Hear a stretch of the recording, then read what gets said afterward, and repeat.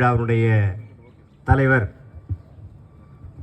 துணைத் தலைவர் அவர்களே, சிறப்பு விருந்தினராக வருகை தந்து இந்த விழாவை சிறப்பித்துக் கொண்டிருக்கக்கூடிய அரியலூர் மாவட்டத்தினுடைய காவல்துறை கண்காணிப்பாளர் அவர்களே, முன்னிலை வைத்துக் கொண்டிருக்கக்கூடிய பொது மேலாளர் அவர்களே, சர்க்கரை ஆலையினுடைய அனைத்து நிலை அதிகாரிகளே, டிரான்ஸ்போர்ட் உரிமையாளர்களே,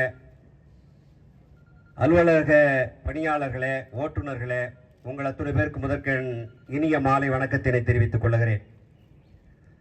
நம்முடைய ஆலையிலே ஆண்டுக்காண்டு இந்த சாலை பாதுகாப்பு விழாவை மிக சிறப்பாக நாம் நடத்தி கொண்டிருக்கிறோம். அதிலே இந்த ஆண்டு ஒரு மிகப்பெரிய சிறப்பு என்னவென்று சொன்னால், நம்முடைய மாவட்டத்தினுடைய காவல்துறை கண்காணிப்பாளரே இந்த விழாவில் கலந்து கொண்டிருப்பதுதான் நமக்கு மிக சிறந்த சிறப்பு பெருமை என்பதை இந்த நேரத்தில் மகிழ்வோடு தெரிவித்து அவர்களுக்கு நன்றியை தெரிவித்துக் கொள்கிறேன். காரணம், அரியலூர் மாவட்டத்தினுடைய கடைசி எல்லை இது. அரியலூர் மாவட்டத்தினுடைய வடக்கு கடைசியுடைய பஞ்சாயத்து தான் இந்த ஆலத்தியூர் பஞ்சாயத்து, தலவா பஞ்சாயத்து எல்லாம். இந்த கடைசி எல்லையாக இருந்தாலும் கூட இந்த ஆலையை உருவாக்கிய பின்னால் இந்த ஆலைக்கு பல்வேறு காலகட்டங்களிலே பல்வேறு நெருக்கடிகள் வந்தபோது கூட அரியலூரில் இருந்துதான் நம்முடைய காவல்துறையை சார்ந்தவர்கள் வந்து பாதுகாப்பு வழங்கி இருக்கிறார்கள். அதே போல நம்முடைய காவல்துறை கண்காணிப்பாளர் அவர்கள் மிக சிறப்பாக நம்முடைய மாவட்டத்திலே, அரியலூர் மாவட்டத்திலே சட்ட ஒழுங்கை சரியான முறையிலே பாதுகாக்கக்கூடிய அந்த வல்லமையும் ஆற்றலும் படைத்தவராக இன்றைக்கு இருக்கின்ற காரணத்தினாலே அரியலூர் மாவட்டம் ஒரு அமைதி பூங்காவாக இன்றைக்கு இருந்து கொண்டிருக்கிறது என்பதை நான் இந்த நேரத்தில் பெருமையோடு தெரிவித்துக் கொள்கிறேன்.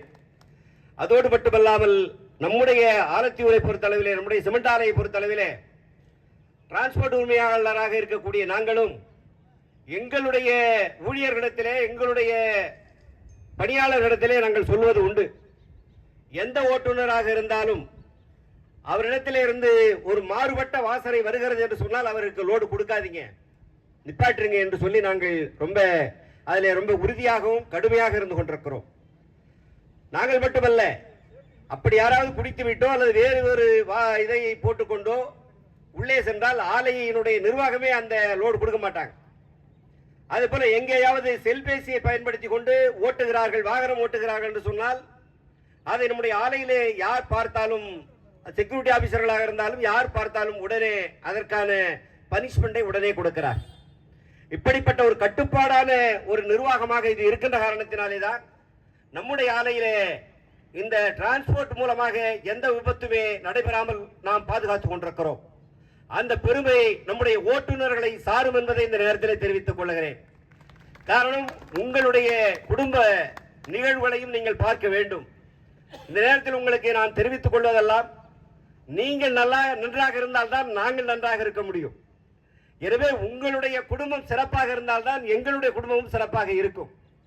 எனவே அந்த அடிப்படையிலே நம்முடைய உறுதிமொழியிலே சொன்னார்கள், குடித்துவிட்டு மது அறிந்து விட்டு வாகனம் ஓட்ட மாட்டோம் என்று சொல்லி. மது அருந்துவதாக இருந்தாலும் சரி, கைபேசியை பயன்படுத்துவதாக இருந்தாலும் சரி, அது நம்முடைய வாழ்க்கைக்கு மரணத்திற்கு கொண்டு செல்லக்கூடிய ஒரு முன்னோட்டம் என்பதை நீங்கள் மறந்துவிடக் கூடாது. நீங்க அப்படி சாப்பிட்டுதான் சொன்னா வீட்டில் போய் சாப்பிடலாம். ஆனால் வாகனத்தை ஓட்டுகின்ற போது அதை செய்வதை நீங்கள் நிச்சயமாக, நம்முடைய ஆலையிலே இருக்கக்கூடிய ஓட்டுநர்கள் அதிகமாக அதை பயன்படுத்துவது இல்லை என்பது எனக்கு தெரியும். இருந்தாலும் கூட அதை தொடர்ந்து அப்படியே நீங்கள் நிறுத்திவிட்டால் இன்னும் நல்லது. காரணம், உங்களுடைய பிள்ளைகளும் உங்களுடைய குடும்பத்தில் இருக்கக்கூடிய உறவுகளும் உங்களை எதிர்பார்த்து கொண்டிருக்கிறார்கள்.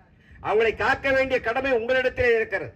எனவே அந்த பொறுப்பான ஒரு இடத்தில் இருக்கக்கூடிய நீங்கள் அந்த கட்டுப்பாடோடு இருந்தால்தான் உங்கள் குடும்பத்தை வளர்த்தெடுக்க முடியும். அது மட்டுமல்ல, நீங்கள் உங்களுக்கு உறக்க வருகின்ற போது கண்டிப்பாக எங்கேயோ ஒரு இடத்திலே ஓரமாக நிறுத்திவிட்டு நன்றாக தூங்குங்கள். அதுதான் முக்கியம்.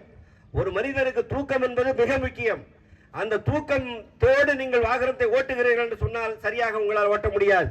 இரண்டாவதாக, நீங்கள் உண்ணக்கூடிய உணவு எளிமையாக செரிக்கக்கூடிய உணவாக உண்ண வேண்டும்.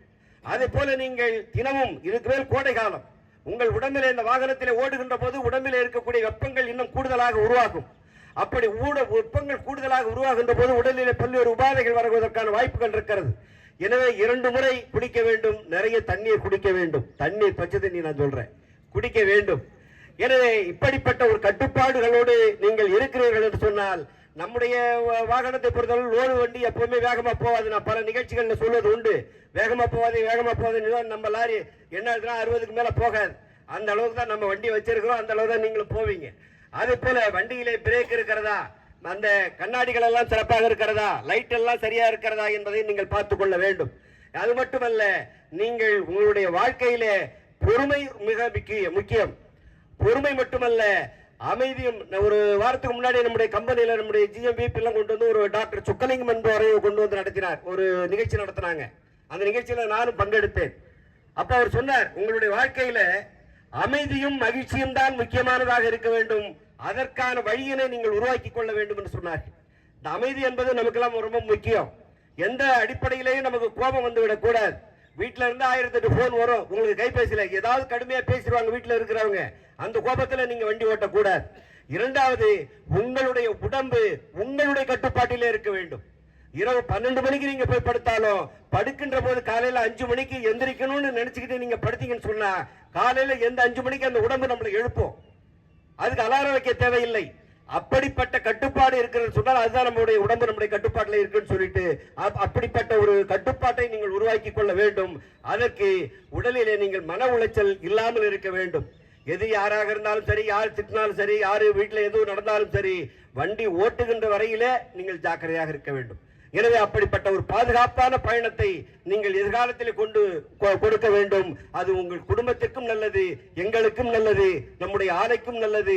அந்த நல்ல பெயரை எடுக்கக்கூடிய அந்த கடமை ஓட்டுநர்களாகிய உங்களிடத்தில் இருக்கிறது என்பதை தெரிவித்து விடைபெறுகிறேன். நன்றி, வணக்கம். நன்றி சார்.